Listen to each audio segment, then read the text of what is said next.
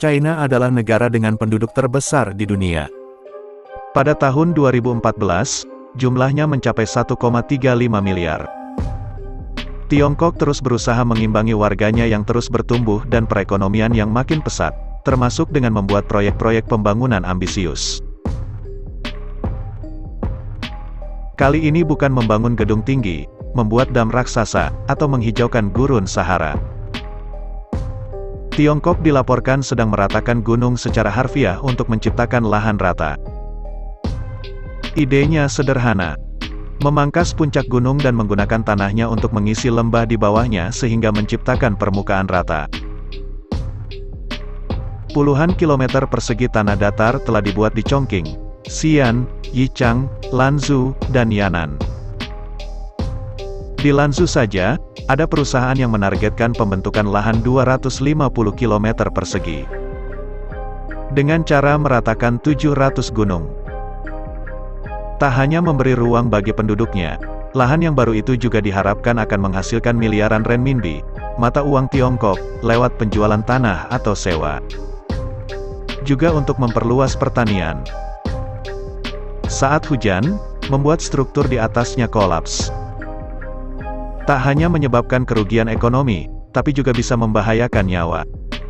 Pengerjaan proyek juga menghasilkan kepulan debu yang menyesakkan dada. Para pekerja tak membasahi tanah sebelum memulai pekerjaan.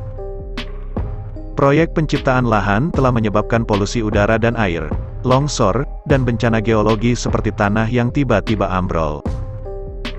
Mereka menghancurkan hutan, lahan pertanian, juga membahayakan hewan dan tumbuhan.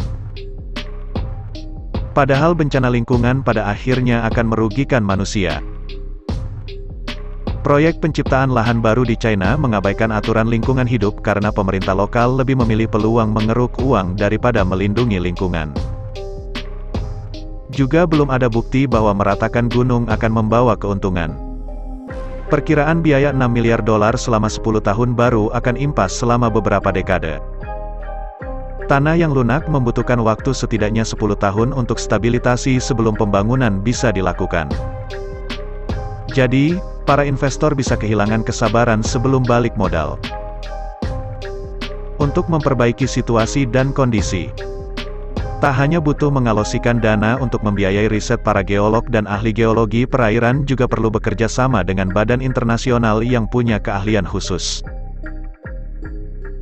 Pemerintah setempat juga harus bekerja sama dengan para ahli ekonomi untuk menelaah apakah proyek akan menguntungkan secara finansial. Sebelum nekat menghancurkan sebuah gunung.